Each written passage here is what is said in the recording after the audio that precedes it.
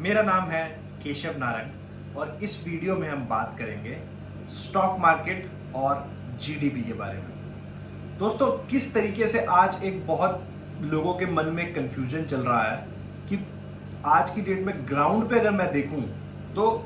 कुछ भी सिनेरियो अच्छा नहीं लग रहा है और स्टॉक मार्केट की तरफ देखते हैं तो वहां सब कुछ हमें अच्छा ही अच्छा लग रहा है। जो मार्केट मार्च में अगर हम बात करें तो 12,400 का जो एक निफ्टी का हाई था, वहां से मार्केट कुछ 7500 का लो जो बना, उसके बाद आज दोबारा से पूरा बाजार आज रिकवर होकर 11,500 रुपए खड़ा हुआ है, जबकि ग्राउंड पे कुछ भी ठीक होता अभी तक नहीं दिख रहा है। और वहीं अगर कोविड की भी हम बात करें तो जिस वजह से ये मार्केट इतना ज्यादा क्रैश हुआ था, उसके भी नंबर ऑफ केसेस अगर देखें तो वो भी अभी स्टेगनेंट नहीं हुए हैं इवन, और बढ़ते भी जा रहे हैं। तो दोस्तों, ये जो एक कंफ्यूजन की स्थिति लोगों के मन में बनी हुई है कि क्या ये प्राइजेस सही प्राइजेस हैं या फिर एक ये नया बबल क्रिएट हो रहा है जो एक दिन क्रैश हो जाएगा और शायद निफ्टी में हम एक और बहुत बड़ी करेक्शन भी देख पाए। तो दोस्तों, ये सारी चीजों के बारे में हम बात करेंगे इस वीडियो में। दोस्तों, ऐसे क्या रीजन है कि जिनकी वजह से लोगों को ये लग रहा है कि शायद मार्केट यहां से क्रैश कर जाएगा? दोस्तों, इन सारे रीजन के ऊपर हम थोड़ा ध्यान देंगे और समझने की कोशिश करेंगे कि ऐसा सिनेरियो क्यों लग रहा है।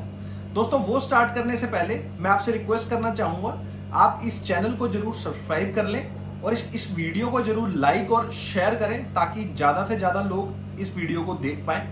तो दोस्तों, अगर हम बात करें उन रीजंस की, तो सबसे पहला जो एक मेरे को रीजन समझ में आता है वो है पीई रेशियो। तो दोस्तों, जैसा हमें पता है कि पीई रेशियो, जैसे नाम से ही हमें यहाँ पे समझ में आ रहा है कि प्राइस और अर्निंग का जो रेशियो होता है उसे हम पीई रेशियो कहते हैं। तो दोस्तों, अगर निफ्टी के इस समय आज अगर करंट लेवल अगर मैं देखूं निफ्टी का और उसका पीई रेशियो हम देखें तो अराउंड वो कुछ 33 या 32 के आसपास कैलकुलेट होकर आ रहा है।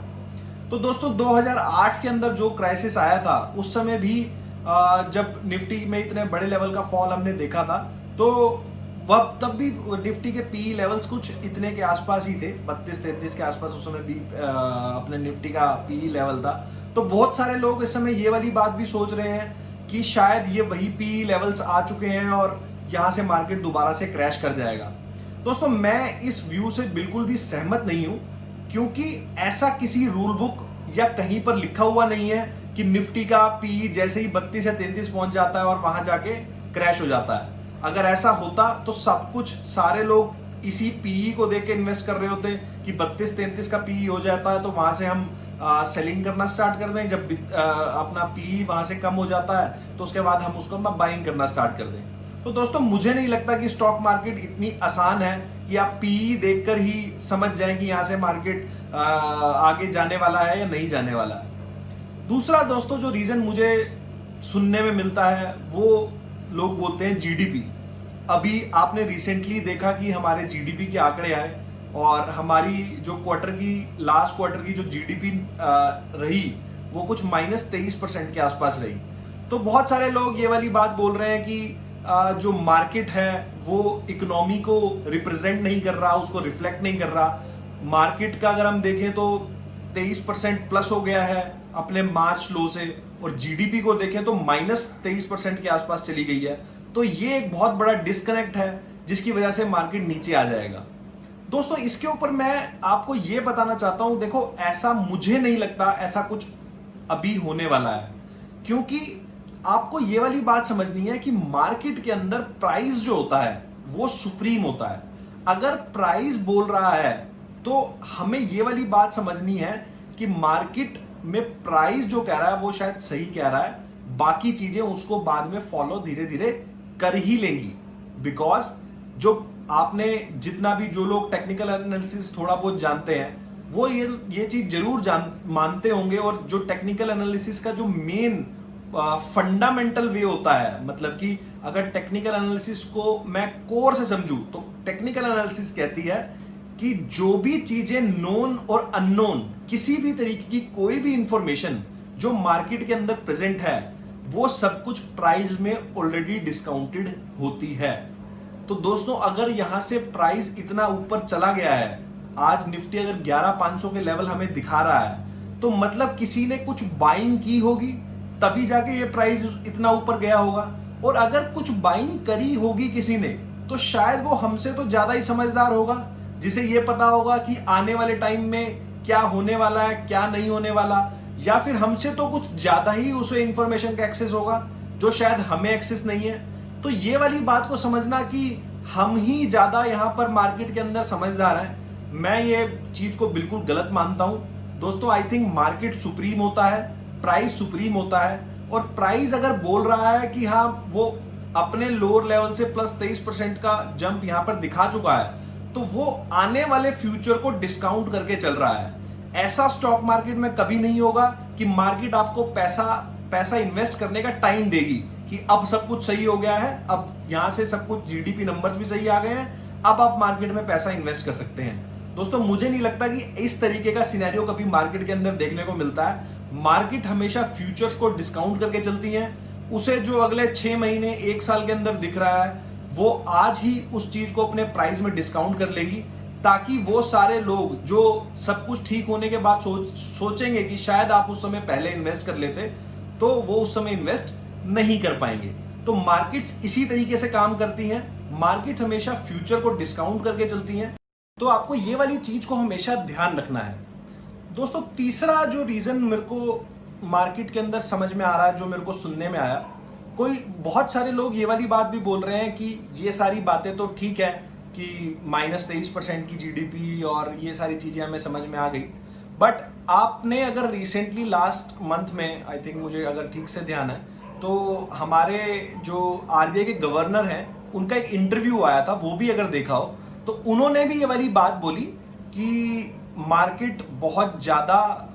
ओवर वैल्यूड हो गए हैं और शायद मार्केट यहां से अपने आप को एक करेक्शन या एक तरीके से अपने आप को यहां से करेक्ट आने वाले टाइम में करेंगे। दोस्तों मैं, जैसा आपने मेरा व्यू अभी तक आप मेरा समझ ही गए होंगे कि मुझे ऐसा नहीं लगता है कि ऐसा कुछ अभी नियर टर्म में होने वाला है, और मार्केट यहां से मेरे को और ज्यादा तेज होते भी लग रहे हैं कि शायद जो ये एक बुल रन यहाँ से हमने चलता हुआ देखा है, जो 7500 से एक मार्केट यहाँ से स्टार्ट हुई है और ये बुल फेज आगे भी कंटिन्यू रहने वाला है। तो इस वाली बात को मैं अगर समझूं कि जो हमारे रिस्पेक्टेड आरबीआई गवर्नर हैं मिस्टर शक्तिकांता दास, उन्होंने जो वाली बात बोली कि शायद मार्केट यहाँ से करेक्ट कर सकते हैं, दोस्तों मैं इस पॉइंट से उनकी बात से एग्री करता हूं कि अगर फंडामेंटली मैं देखूं और सारी फंडामेंटल चीजों को अगर मैं देखूं, तो कोई भी चीज इस समय मार्केट को सपोर्ट नहीं कर रही, और ये सारी चीजें देखकर मैं भी ये वाली बात बोल सकता हूं कि शायद मार्केट यहां से करेक्ट कर जाएंगे। बट आप जो लोग पुराने लोग हैं स्टॉक मार्केट के अंदर, जो लोग इस मार्केट को समझते हैं, जो लोग ये मार्केट को जानते हैं कि ये किस तरीके से काम करती है, वो आपको एक बेटर व्यू दे सकते हैं कि मार्केट यहां से किस तरीके का